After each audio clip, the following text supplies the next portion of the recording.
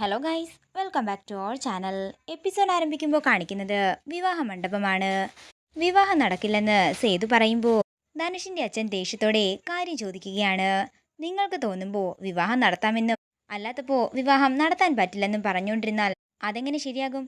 ഈ വിവാഹം ഇപ്പോൾ വേണ്ടെന്ന് പറഞ്ഞതിന്റെ കാരണം എന്താണെങ്കിലും ഞങ്ങൾക്കറിയണം. ഇത് കേൾക്കുന്ന ധനുഷിന്റെ ചേച്ചി പറയുകയാണ്, പണത്തിന്റെ കാര്യത്തില് നിങ്ങൾക്കൊപ്പം വരില്ലെങ്കിലും തറവാടിത്തത്തിന്റെ കാര്യത്തില് ഞങ്ങളും നിങ്ങളും ഒരേപോലെ തന്നെയാ. ഇത്രയും ആളുകളുടെ മുമ്പിൽ വെച്ച് അപമാനിക്കാനാണെങ്കിൽ നിങ്ങൾ എന്തിനാ ഞങ്ങളെ ഇങ്ങോട്ടേക്ക് വിളിച്ചു വരുത്തിയത്? നിങ്ങളുടെ പേരില് മാനനഷ്ടത്തിന് കേസ് കൊടുക്കുകയാ വേണ്ടത്. ഇത് കേൾക്കുന്ന നന്ദൻ ചോദിക്കുകയാണ്, എന്താ അച്ഛാ, എന്തു പറ്റി? സച്ചിയുടെ കാര്യം ഓർത്തിട്ടാണോ അച്ഛനിപ്പോ ഇത് വേണ്ടെന്ന് പറയുന്നത്? അതെ, സച്ചിയുടെ കാര്യം ഓർത്തിട്ട് തന്നെയാ എന്ന് പറഞ്ഞുകൊണ്ട് ധനുഷിന്റെ കോളറിൽ പിടിച്ചു വലിച്ച് മുഖമടക്കിയൊന്ന് കൊടുക്കുകയാണ് സേതുമാധവൻ.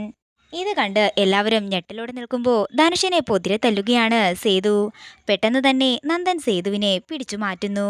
അച്ഛൻ എന്തായി കാണിക്കുന്നത്? അച്ഛൻ എന്തിനാ ധനുഷിനെ തല്ലുന്നതെന്ന് നന്ദൻ ചോദിക്കുമ്പോ എന്റെ സച്ചിയെ തട്ടിക്കൊണ്ടു പോയതിനെന്ന് സേതു പറയുന്നു. ഇത് കേൾക്കുന്ന എല്ലാവരും ഞെട്ടലോടെ നിൽക്കുകയാണ്.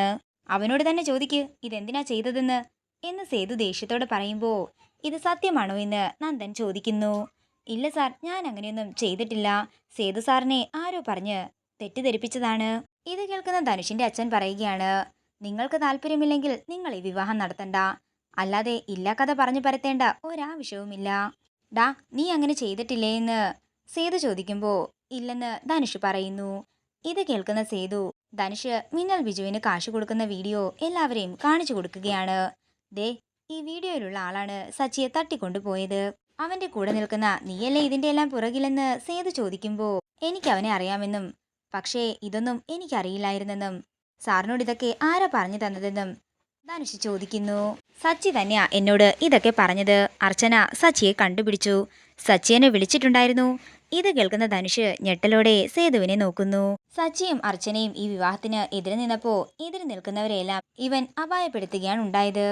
എന്നിട്ട് ഞങ്ങളുടെ മുമ്പിൽ നിന്ന് നാടകം കളിക്കുകയായിരുന്നു അല്ലേടാ എന്ന് ചോദിച്ചുകൊണ്ട് ധനുഷിനെ പൊതിരെ തല്ലുകയാണ് സേതു.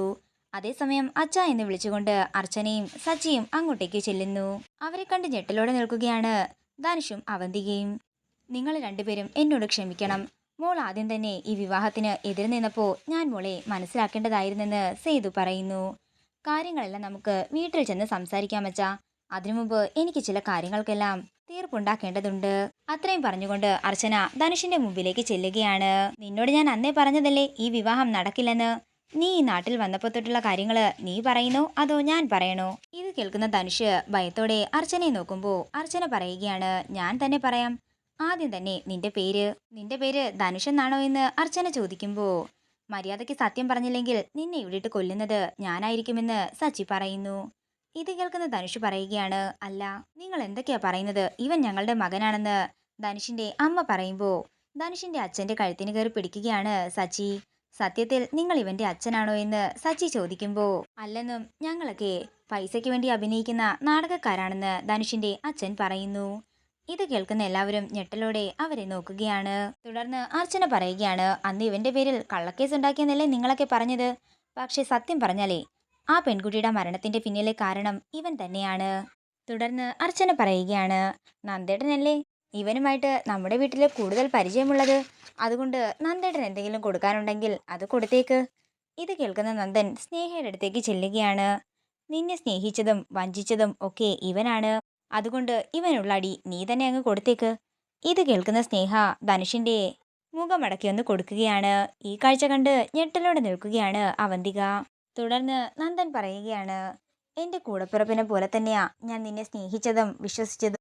അവര് പറയുന്നത് പോലും കേൾക്കാതെയാ ഞാൻ നിന്റെ ഒപ്പം നിന്നതും. എന്നിട്ടും എന്ന് പറഞ്ഞുകൊണ്ട് ധനുഷിനെ പൊതിരെ തല്ലുകയാണ് നന്ദൻ. അച്ഛാ, ഇനി നമുക്കിവിടെ നിൽക്കണ്ട. ഇവനെ കൊണ്ടുപോകാനുള്ള വണ്ടി ഇപ്പൊ തന്നെ വരുമെന്ന് പറഞ്ഞ് അർച്ചന എല്ലാവരെയും വണ്ടിയുടെ അടുത്തേക്ക് പറഞ്ഞയക്കുകയാണ്. നിന്റെ മനസ്സിലുള്ള വിഷമങ്ങളെല്ലാം ഇവിടെ ഉപേക്ഷിച്ചിട്ട് വേണം നീ വരാനെന്ന് സ്നേഹയോട് പറഞ്ഞിട്ട് അനഘയോട് സ്നേഹയും കൂട്ടിക്കൊണ്ട് കാറിലേക്ക് പോകാനായി അർച്ചന പറയുന്നു. തുടർന്ന് ധനുഷിനോട് പറയുകയാണ്, എന്റെ സച്ചിയേട്ടനെ അപായപ്പെടുത്തിയതിന് പിന്നില് നീയാണെന്നറിഞ്ഞപ്പോ തന്നെ ഞാൻ നിനക്കൊരു സാധനം ഓങ്ങി വെച്ചിട്ടുണ്ടായിരുന്നു എന്ന് പറഞ്ഞുകൊണ്ട് ധനുഷിന്റെ മുഖമടക്കി ഒന്ന് കൊടുക്കുകയാണ് അർച്ചന. അതേസമയം ഇതെല്ലാം കണ്ട് പേടിച്ചു നിൽക്കുന്ന അവന്തികയെ അർച്ചന കാണുന്നു. അവന്തികയുടെ അടുത്തേക്ക് ചെന്ന് അർച്ചന പറയുകയാണ്, നിങ്ങളുടെ പേര് ഞാനിവിടെ പറയാതിരുന്നതേ മനഃപൂർവ്വം തന്നെയാ. നിങ്ങൾ അവിടെ നെല്ലിശ്ശേരിയിൽ വേണം. അതിനാ ഞാൻ നിങ്ങളെ രക്ഷപ്പെടുത്തിയത്. ഇങ്ങനെ കൂട്ടുപ്രതിയായിട്ടല്ല, മുഖ്യപ്രതിയായി തന്നെ വേണം നിങ്ങൾ അകത്തേക്ക് പോകാൻ. നിങ്ങൾക്കുള്ളത് ഞാൻ വഴിയെ തരാം എന്ന് പറഞ്ഞുകൊണ്ട് അവന്തികയുടെ കയ്യിൽ പിടിച്ചു വലിച്ചുകൊണ്ട് പുറത്തേക്ക് പോവുകയാണ് അർച്ചന. അതേസമയം രാജമല്ലികയും സംഘവും മണ്ഡപത്തിലേക്ക് എത്തുന്നു. അവരെ കണ്ട് പേടിയോടെ നിൽക്കുകയാണ് ധനുഷ്.